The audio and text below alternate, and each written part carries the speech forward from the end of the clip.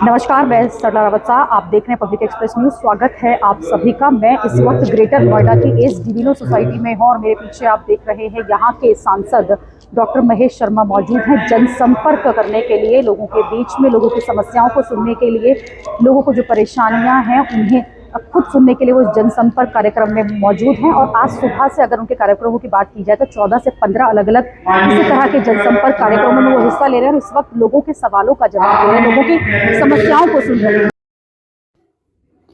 अपने संसदीय क्षेत्र गौतम बुद्ध नगर पहुंचे डॉक्टर महेश शर्मा। सांसद से लोगों के कई सवाल थे अलग अलग जनसंपर्क कार्यक्रमों में। यहाँ की जनता के पास कई ऐसी परेशानियां थी जो कॉमन है सभी सोसाइटीज़ के लिए। जब इस सोसाइटी में इस जनसंपर्क कार्यक्रम में सांसद पहुंचे तो लोगों ने अपनी समस्याएं उनके साथ साझा करी।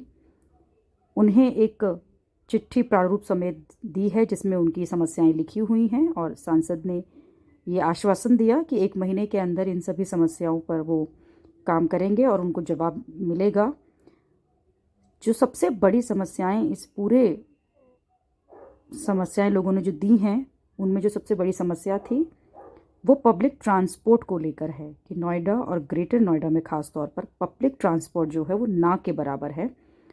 लोगों को शेयरिंग वाले ऑटोज़ के भरोसे या अपनी ट्रांसपोर्ट के भरोसे रहना पड़ता है, जबकि पब्लिक ट्रांसपोर्ट ज़्यादा कन्वीनियंट है जो रोज़ सफ़र करते हैं उनके लिए। दूसरी जो सबसे बड़ी समस्या या सवाल था वो मेट्रो से जुड़ा हुआ था कि आखिरकार ग्रेटर नोएडा में मेट्रो क्यों नहीं आ रही है, क्योंकि काफ़ी लंबे समय से लोग मेट्रो का इंतज़ार कर रहे हैं और काफ़ी बार ये कहा जाता है कि आने वाले सालों में मेट्रो आ जाएगी, लेकिन पिछले 7-8 साल से लगातार मेट्रो के इंतज़ार में लोग अभी भी हैं और जो बसावट है यहाँ लगातार लोगों की बढ़ती जा रही है। ऐसे में मेट्रो का आना ज़रूरी है, लेकिन उसमें समय क्यों लग रहा है सांसद से, ये भी लोगों ने इस जनसंपर्क कार्यक्रम में सवाल किया।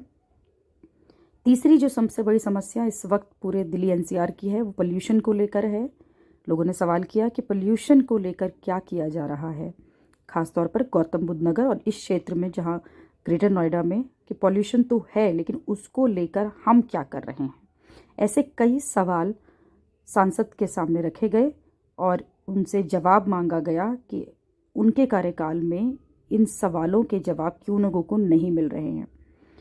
कई लोगों की ये भी समस्याएं थी कि जो बस स्टैंड है उनका निर्माण नहीं किया गया है, यानी कि सोसाइटीज़ के बाहर खड़े होने के लिए बस शेड नहीं लगाए गए हैं, जिससे आने वाले समय में अगर पब्लिक ट्रांसपोर्ट आती है तो वो। सांसद महेश शर्मा से लोगों ने अपने सवाल किए। इसके बाद सांसद ने भी उन सवालों के जवाब दिए, उन परेशानियों को बताया कि किस तरह से वो आगे इन सभी परेशानियों पर काम करेंगे, समस्याओं पर काम करेंगे और जनता के वो पूरी तरह से साथ। उन्होंने बताया कि जो सभी समस्याएं लिखी गई हैं वो उन्हें पता हैं और इस काम को करने के लिए जो समय उचित लगेगा वो उससे कम समय में पूरा करेंगे। मेट्रो के विषय पर उन्होंने खास तौर पर कहा कि ये पाइपलाइन में है और कई तरह के टेक्निकल इश्यूज जो आ रहे हैं उस पर काम किया जा रहा है और पूरा फुल फ्लेज उनका ये रहेगा कि पहले इस समस्या का और इस चीज़ पर, इस मुद्दे पर सबसे पहले काम किया जाए। इसी के साथ उन्होंने उन लोगों से वादा किया कि सड़कों के निर्माण का जो कार्य है या आसपास की जो सड़कों की सुविधाएं हैं इसके लिए उचित अथॉरिटी को पत्र लिखा जाएगा और उस काम पर भी काम किया जाएगा। साथ ही उन्होंने बताया कि किस तरह से जो फंड आया हुआ है उनके पास सीआरएस का, उसका प्रयोग अलग अलग क्षेत्रों में वो करेंगे और माननीय प्रधानमंत्री जी ने जो 10,000 बसें दी हैं उनमें से 100 बसेस खासतौर पर ग्रेटर नोएडा को जो दी गई हैं उसे पब्लिक ट्रांसपोर्ट पर के लिए इस्तेमाल किया जाएगा। इसका ये भी उन्होंने सुनिश्चित किया, लोगों को इसकी जानकारी दी कि जल्द ही ग्रेटर नोएडा में पब्लिक ट्रांसपोर्ट जो वो बेहतर होंगी। इसके लिए सरकार की तरफ से 100 बसेस दी गई हैं और वो बसें चलना शुरू होंगी, जिससे कि यहाँ का पब्लिक ट्रांसपोर्ट जो एक बड़ा और महत्वपूर्ण इशू है, बड़ा और महत्वपूर्ण सवाल है, परेशानी है लोगों की, वो सॉल्व ज़रूर होगी।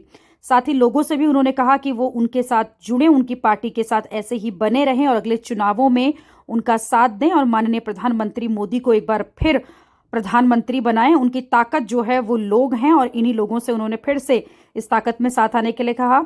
लोगों को आश्वासन दिया गया है कि सभी जो समस्याएं हैं उन पर जल्द से जल्द काम होगा। अब देखना होगा कि क्या अगले जनसंपर्क तक वो काम पूरा होता है, यानी कि जो वादे किए गए हैं माननीय सांसद की तरफ से वो वादे पूरे होते हैं, या फिर लोग एक बार फिर उन्हीं परेशानियों के साथ हाथ में वही कागज लिए खड़े रहेंगे।